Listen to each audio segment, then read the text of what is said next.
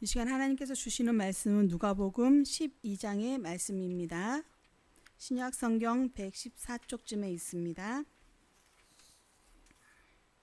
누가복음 12장 8절에서 12절까지 말씀을 저와 한 절씩 교독하도록 하겠습니다.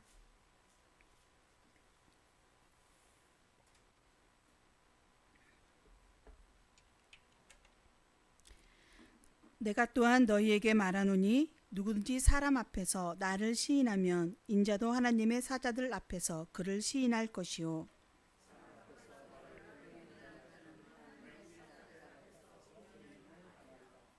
누구든지 말로 인자를 거역하면 사하심을 받으려니와 성령을 모독하는 자는 사하심을 받지 못하리라.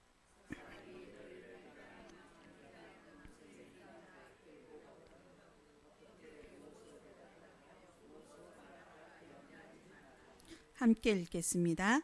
마땅히 할 말을 성령이 곧 그때에 너희에게 가르치시리라 하시니라. 아멘. 할렐루야. 오늘도 주님 앞에 예배자로 서신 모든 성도님들께 주님의 크신 은혜가 더하시기를 축복하고 소망합니다.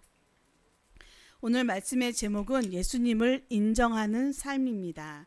누가복음 12장 8절에서 12절까지 말씀을 통해서 예수님을 인정하는 삶은 어떤 삶인지 살펴보도록 하겠습니다. 먼저 우리가 이 말씀에 앞서서 본문 말씀의 배경을 잠깐 살펴보면은 11장부터 시작되어지는 배경인데요. 예수님께서 말씀을 전하실 때 한 바리새인이 식사 자리에 예수님을 초대합니다. 그리고 예수님께서는 그 초대에 응하시고 가셔서 식사 자리에 앉습니다. 그런데 예수님께서 이 식사 전에 손을 씻지 않고 식탁에 앉으셨습니다. 그래서 유대인은 이 바리새인들은 예수님께서 이 정결 예식이라고 하는 손을 씻지 않고 식탁에 앉는 모습을 보고 굉장히 의아하게 생각을 하지요. 유대인은 식탁에 앉아서 식사를 하기 전에 먼저 손 씻는 정결 의식을 행하는 것이 오랜 전통이고 관례입니다. 그리고 이것을 정결 예식의 규례로까지 만들어서 반드시 지키도록 하고 있습니다. 그런데 이 규례를 따르지 않고 바로 식탁에 예수님께서 앉으셨기 때문에 이 행동이 바리새인이 보기에는 매우 의아한 행동이었던 것이죠. 예수님은 그런 자신의 행동을 이상하게 생각하며 의아하게 여기는 것을 아시고는 그들의 겉으로 치우친 외식과 위선을 책망하십니다.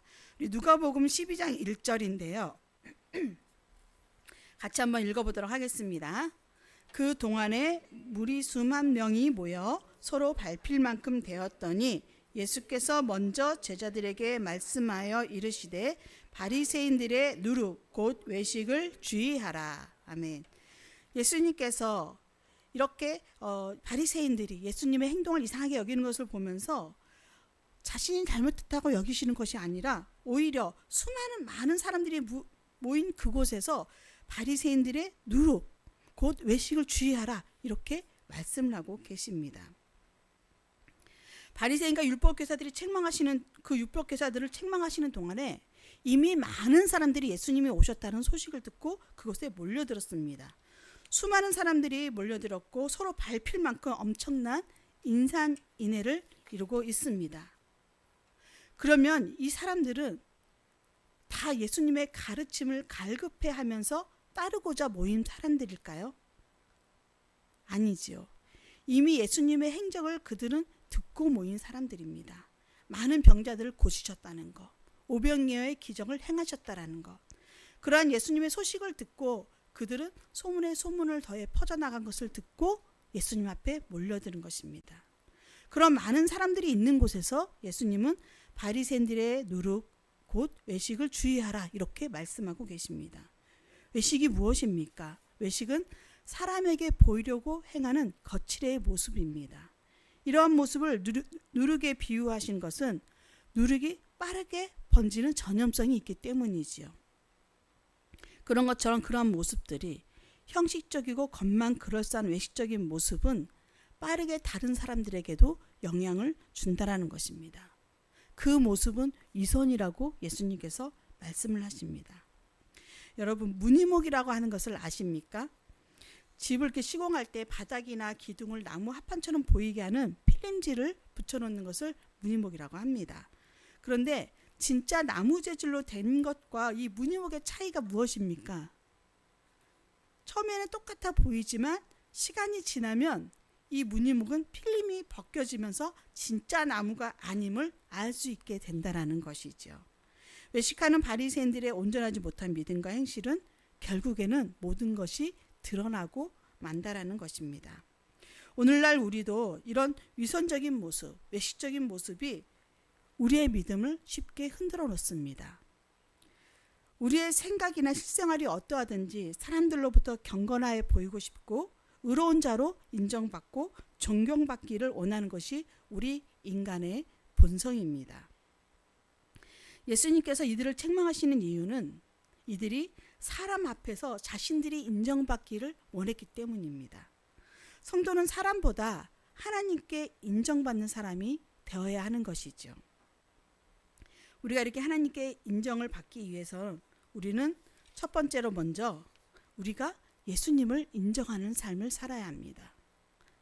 예수님을 인정하는 삶은 어떠한 삶인지 첫 번째로 사람 앞에서 예수님을 시인하는 것입니다.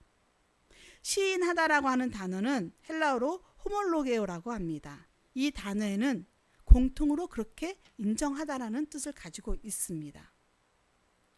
우리가 인정하는 누구누구는 이러한 사람이다라고 하는 그 인정하는 것, 그것은 그 사람은 그렇다라고 여겨주는 것이죠.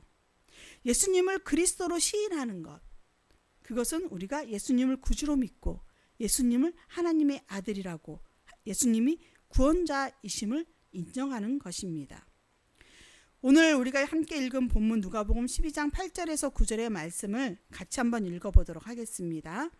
내가 또한 너희에게 말하노니 누구든지 사람 앞에서 나를 시인하면 인자도 하나님의 사자들 앞에서 그를 시인할 것이요 사람 앞에서 나를 부인하는 자는 하나님의 사자들 앞에서 부인을 당하리라. 아멘.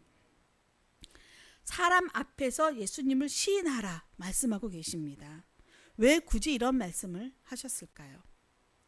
사실 이 당시에 끝까지 예수님을 그리스도라고 시인하는 것은 매우 위험한 일이지요. 예수님을 적대시하는 세력들이 있었고 당시 제자들이나 사람들은 몰랐겠지만 예수님께서 돌아가시고 부활하시고 승천하신 이후에도 이 예수님을 믿는 사람들에게 큰 핍박과 환난이 있으리라는 것을 예수님은 이미 알고 계셨던 것입니다. 예수님께서 이러한 상황을 알면서도 사람들 앞에서 자신을 시인하라고 하신 것은 그 안에 진정한 구원의 삶이 있기 때문입니다. 어느 시대든지 예수님을 따르기 위해서는 우리는 무엇인가를 감수해야 될 것들이 있습니다. 그러나 막상 소중한 것을 위해 다른 무언가를 감수해야 하는 이런 두려운 현실 앞에 놓이게 되면 누구나 주저할 수밖에 없습니다. 이때에는 생명을 내어놓고 예수님을 따라야 되는 그러한 시대이죠. 오늘날에는 생명까지 내어놓지 않더라도 우리에게 주어진 것들을 가지고 예수님과 충돌하는 것들이 있으면, 예수님을 따르는 삶과 충돌하는 것들이 있다면 우리는 주저없이 예수님을 선택하는 것이 아니라 그 앞에서 망설이게 됩니다. 우리가 누구 앞에서 예수님을 그리고 우리의 믿음을 부인하겠습니까? 바로 사람 앞에서 우리는 그 믿음을 부인합니다.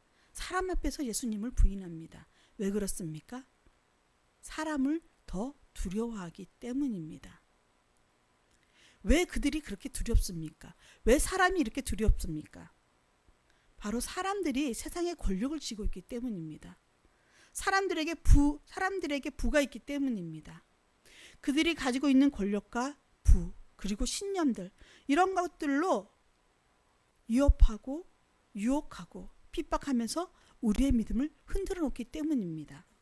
그래서 시험에 빠지게 되는 것이고, 적당히 타협하려고 하는 것이고, 두려움에 빠지게 되고 결국에는 그들 앞에서 예수님을 부인하게 되는 것이죠. 예수님은 세상이 아닌 오직 하나님만 두려워하라고 말씀하십니다. 우리가 읽지는 않았지만 오늘 12장의 4절 5절에 보면 이렇게 기록이 되어 있습니다. PPT를 보고 같이 읽도록 하겠습니다. 내가 내 친구 너희에게 말하노니 몸을 죽이고 그 후에는 능히 더 못하는 자들을 두려워하지 말라. 마땅히 두려워할 자를 내가 너희에게 보이리니 곧 죽인 후에 또한 지옥에 던져넣는 권세 있는 그를 두려워하라. 내가 참으로 너희에게 이르노니 그를 두려워하라. 아멘. 그가 누굽니까? 바로 하나님입니다. 세상 사람들이 가지고 있는 것으로 인해서 위해를 가하는 것은 육체적인 것뿐이라는 것입니다. 권력자들은 사람의 생명을 앗아갈 수 있습니다. 그러나 영혼을 죽일 수는 없습니다. 그렇지만 우리는 당장 이 육체의 죽음이 두려운 것이 아닙니까? 예수님은 죽음이 끝이 아님을 말씀하고 있습니다. 하나님은 육체뿐만이 아니라 우리의 영혼도 지옥에 던질 권세가 있으신 분이기 때문에 사람보다 하나님을 더 두려워하라고 말씀하고 계시는 것입니다. 예수님이 말씀하시는 이때에 비록 많은 사람들이 예수님께 모여들고 있지만 이들은 곧 예수님으로부터 돌아설 자들입니다. 그리고 자신들의 기득권 세력을 더욱 견고하게 하고 싶은 이들, 바리새파나 율법학자, 제사장들, 이들과 함께 예수님을 십자가에 못 박으라고 외칠 자들입니다. 요즘은 교회의 잘못된 모습들로 인해서 비판받고 적대감이 더 많은 것 같지만 과거에는 그냥 예수님을 믿는다는 이유만으로도 많은 박해들이 있었습니다. 물론 요즘에도 이러한 일이 발생하고 있지요. 그럼 왜 예수님을 믿을 때 우리가 박해가 있습니까? 기득권의 세력들이 자기 권력의 확보나 혹은 종교적 신념이 다른 이유로 사람들의 이기적인 생각에 의한 그러한 박해가 이루어지고 있는 것입니다. 그럼에도 예수님은 이러한 사람들 앞에서 두려워하지 말고 예수님을 시인하라, 인정하라 말씀하고 계십니다. 예수님을 인정하는 것은 그분을 사람들 앞에서 예수님이 나의 주님입니다라고 고백하는 것입니다. 어떤 어려움이 있더라도 주님을 따르겠다라고 고백하는 것입니다. 반대로 예수님을 부인하는 것은 무엇입니까? 관계의 단절입니다. 신앙은 중립지대가 없습니다. 인정하거나 부인하거나 둘 중에 하나입니다. 우리가 예수님을 부인하면 그 시각으로 바로 주님과 단절이 생기는 것입니다. 하나님과 단절된 삶을 살아갑니다. 그 길이 무엇입니까? 바로 사망의 길입니다. 두 번째로 예수님을 인정하는 삶은 주님이 하나님 앞에서 우리를 인정하는 것입니다. 본문 12장 8절에서 9절을 다시 한번 읽어보도록 하겠습니다. 내가 또한 너희에게 말하노니 누구든지 사람 앞에서 나를 시인하면 인자도 하나님의 사자들 앞에서 그를 시인할 것이요 사람 앞에서 나를 부인하는 자는 하나님의 사자들 앞에서 부인을 당하리라. 아멘. 여기서 인자는 예수님입니다. 예수님은 심판의 주로 오십니다. 종말의 때 심판을 하십니다. 지금 사람들 앞에서의 고백은 장차 하나님의 법정에서 인정으로 이어지는 것입니다. 세상은 우리의 신앙을 평가하지만 최종 평가는 누가 하십니까? 하나님이 하십니다. 하나님 앞에서 그 심판이 이루어집니다.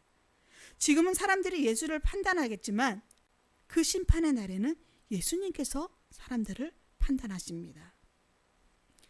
예수를 인정하는 삶은 현재의 평가보다 영원한 인정에 무게를 두는 삶입니다. 예수님은 자신을 최후 심판의 주권자로 계시하시면서 예수님을 시인하는 사람을 하나님의 사자들 앞에서 나도 시인하겠다 말씀하고 계십니다. 우리가 열심히 예수님을 믿었지만 그 심판의 날에 주님 앞에 섰는데 내가 너를 도무지 모르겠다라고 예수님이 말씀하신다면 우리의 이 걷고 있는 신앙의 길이 얼마나 헛된 것이고 얼마나 허무한 것입니까? 우리가 사람들 앞에서 어떤 상황에 놓이더라도 예수님을 시인할 때 주님께서는 하나님 사자 앞에서 우리를 시인하겠다 말씀하십니다. 그러나 우리가 부인한다면 주님께서도 부인하겠다 말씀하고 계십니다. 이 말씀은 요한계시록 3장 5절의 약속과 연결이 되어집니다.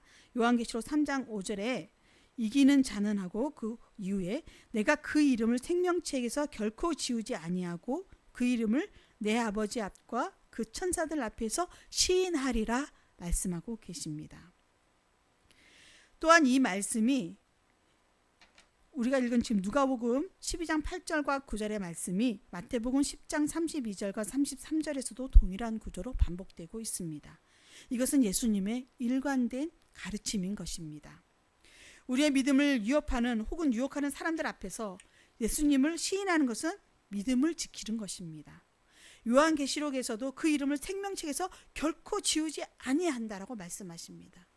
그 이름을 내 아버지 앞과 그 천사 앞에서 시인하겠다 약속해주고 계십니다. 예수를 인정하는 삶은 영원한 법정에서의 승리를 바라보는 삶입니다. 우리가 때로 믿음의 길을 걷는 것이 힘들더라도, 사람들의 조롱을 견딜 수 없더라도, 비록 우리의 허물이 너무 많아서 우리가 세상으로부터 지탄을 받는다 할지라도 우리는 결코 사람들 앞에서, 세상 앞에서 주님을 부인하지 않기를 간절히 주님의 이름으로 축원합니다. 마지막으로 예수님을 인정하는 것은, 세 번째로 예수님을 인정하는 것은 성령으로 가능합니다. 우리가 예수님을 인정한다는 것, 이것은 우리가 스스로 할 수 있는 고백이 아닙니다. 예수님께서 사람들이 인자를 누구라 하느냐라고 물어보실 때에 제자들이 대답을 하지요. 세상 사람들의 증거를 빌어서 선지자라고 합니다. 혹은 랍비라고 합니다. 이렇게 대답을 합니다.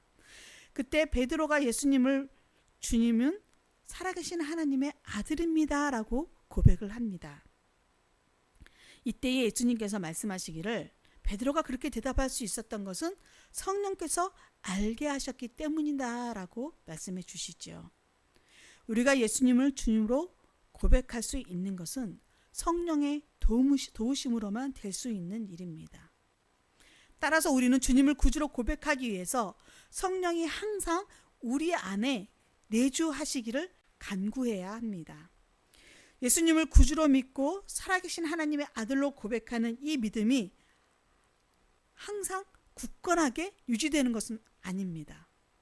베드로가 예수님을 살아계신 하나님의 아들로 시인했지만, 예수님으로부터 칭찬을 받기도 했지만, 반면에 어떻게 합니까? 예수님을 3번이나 부인하는 잘못을 저지르기도 합니다. 또한 예수님의 제자였던 가룟 유다는 그 긴 시간 동안 3년이라는 공생의 예수님의 그 모든 시간을 통틀어서 함께 예수님과 동행했지만 어떻게 합니까? 예수님을 팔아버리는 악한 자리에 놓이게 됩니다. 두려움이나 유혹 앞에서 예수님을 부인하기 쉬운 믿음도 이렇게 있습니다. 우리의 믿음이 굳건하다라고 우리는 아무도 장담할 수가 없습니다. 그렇기 때문에 우리는 성령의 도우심이 필요합니다. 사람을 더 의식하고 세상의 것을 두려워할 때 우리는 예수님에 대해 말로 거역하게 됩니다. 수제자 베드로가 그랬지요. 3번이나 주님을 모른다라고 했습니다. 체포되어서 무기력하게 끌려가는 예수님의 모습을 바라보고 쫓아갔지만 그곳에서 자신을 조여오는 너도 예수와 함께 있던 자가 아닌지 아는 그 물음에 나는 도무지 저 사람을 알지 못한다라고 부인하고 맙니다. 그렇지만 베드로는 회개를 통하여 죄사함을 받았습니다. 우리가 비록 그 순간에 우리가 예수님을 부인하는 그런 연약한 믿음의 소유자가 될 수도 있습니다. 그렇지만 그 거역이 성령으로까지 이어져서는 안 된다라고 하는 것이죠. 10절에 있는 말씀 우리 다시 한번 같이 읽어보도록 하겠습니다. 누구든지 말로 인자를 거역하면 사함을 받으려니와 성령을 모독하는 자는 사하심을 받지 못하리라. 아멘. 예수님을 3번 부인했던 베드로는 회개함으로 제사함을 받았습니다. 그러나 예수님께서 자신이 하나님의 아들이라고 말씀하시자 이 바리새인들은 또 서기관들은 종교 지도자들은 참nom한 말을 한다고 돌로 쳐 죽이려고 하였습니다. 아버지의 권능을 가진 아들 예수님을 믿지 않음으로써 그들은 성령을 거스리는 죄를 범하고 말지요. 그리고 그들은 결국 예수님을 십자가의 형틀에 못 박고 맙니다. 그리고 예수님을 믿는 이들을 박해하는 자리에 섰습니다. 이렇게 완악한 이들 앞에서 예수를 인정하는 삶은 결코 쉽지 않습니다. 우리가 가족 안에서도 이렇게까지 핍박을 당하지 않는다 할지라도 가족 안에서도 예수를 믿는 것 때문에 우리가 서로 관계가 멀어지기도 하고 때로는 다툼이 일어나기도 하고 어려운 상황에 놓이기도 하지요. 그러면 우리는 어떻게 합니까? 우리가 가족을 등지면서까지 믿음을 고수할 필요가 있어? 가족 화목이 우선이지. 적당한 타협을 우리는 내세웁니다. 우리가 마음과 뜻과 힘을 다하여 하나님을 사랑하라고 하는데 그 사랑을 우리는 온전하게 실천하지 못하고 있는 것이죠. 그래서 예수님은 우리가 사람들 앞에서 예수님을 시인하라고 말씀하시는 것입니다. 때로는 가족과 그 관계가 어렵더라도 기도하며 믿음으로 이겨나가셔야 합니다. 우리 오늘의 본문의 말씀 마지막 절입니다. 12장 11절과 12절 같이 읽겠습니다. 사람이 너희를 회당이나 위정자나 권세 있는 자 앞에 끌고 가거든 어떻게 무엇으로 대답하며 무엇으로 말할까 염려하지 말라. 마땅히 할 말을 성령이 곧 그때에 너희에게 가르치시리라 하시니라. 아멘. 우리가 성령의 도우심을 받아야 되는 이유가 바로 여기에 있습니다. 예수님을 믿는 성도들에게 핍박과 환난이 있을 때 성도들이 대답할 말을 성령이 가르쳐 주신다고 합니다. 예수님의 제자들과 함께 계실 때는 바리새인과 서기관들이 제자들을 비난할 때 그들의 입을 다물게 하시죠. 예수님은 제자들의 든든한 방패셨습니다. 하지만 주님은 이들을 곧 떠나가셔야 했고 제자들은 불안과 두려움에 휩싸일 수밖에 없었습니다. 주님은 이들의 불안과 두려움을 덜어주고 위로해주기 위해서 성령의 역사를 알려주시는 것입니다. 성령은 오늘날에도 우리 안에 역사하시고 인도하시는 분입니다. 우리가 이렇게 믿음을 지켜나갈 때 어려움에 봉착해 있을 때 다른 사람들의 조롱을 받고 그들 앞에 믿음을 시인하고 예수님을 시인하는 자리에 서 있어야 할 때에 그때에도 우리는 두려움을 느낄 것입니다. 그렇지만 그때 성령을 간구하시길 바랍니다. 성령께서 우리의 입술에 할 말을 채워주실 것입니다. 성령은 세상적인 두려움에 가려진 우리의 입을 열어서 주님이 죽임을 당한 것을 고발하고 회개를 촉구하게 하는 용기를 갖게 하십니다. 성령은 언제든 어디서든 당당하게 예수님을 인정하고 살아갈 믿음의 용기를 주십니다. 그래서 다락방에 갇혀 전전긍긍했던 제자들이 예수님이 승천하신 이후에 다락방에 숨어있던 이 제자들이 그 문을 열고 성령님이 임하시니까 세상으로 나와서 주님이 하나님의 아들이라는 것을 전할 수 있었던 것 아닙니까? 상황이 나아져서가 아닙니다. 성령이 그들에게 임하셨기에 성령의 인도하심을 따라 그들이 담대한 마음을 얻고 그들이 생각하지 못했던 복음을 전할 수 있었던 것입니다. 그러므로 무엇보다 우리는 성령이 임하게 해달라고 절실하게 기도해야 합니다. 이때 주님은 성령을 보내주시고 세상적인 두려움으로 주저앉은 우리의 삶을 일으켜서 소망을 가지고 당당하게 살아가게 하십니다. 그리고 사람들 앞에 세상 앞에 주님을 당당하게 시인할 수 있도록 믿음과 힘을 더하여 주십니다. 내 삶 속에서 역사하시는 주님이 참된 구주이심을 그리스도이심을 인정하는 삶으로 나갈 때 우리도 하나님 앞에서 주님께서 우리를 인정해 주시는 것을 경험하게 될 것입니다. 이 약속의 말씀을 붙잡고 믿음으로 세상을 이기며 당당하게 예수님을 시인하는 저와 성도님들 되시기를 주님의 이름으로 축원합니다. 기도하겠습니다. 하나님 감사합니다. 우리의 삶 가운데 함께 하심을 감사드립니다. 믿음을 갖게 하시고 오직 주님만을 섬기며 바라보게 하시니 감사드립니다. 우리는 오직 하나님만을 경외함으로 나아가는 성도들이 되게 하여 주시옵소서. 주님, 우리의 믿음과 마음을 붙들어 주시고 세상 앞에 당당한 그리스도인이 되게 하여 주시옵소서. 어떠한 경우에도 주님을 부인하지 않고 언제나 주님을 신뢰하며 인정하는 삶으로 나아갈 수 있도록 성령께서 우리를 붙들어 주시옵소서. 이 모든 간구 우리 주 예수 그리스도의 이름으로 기도드립니다. 아멘. 찬송가 90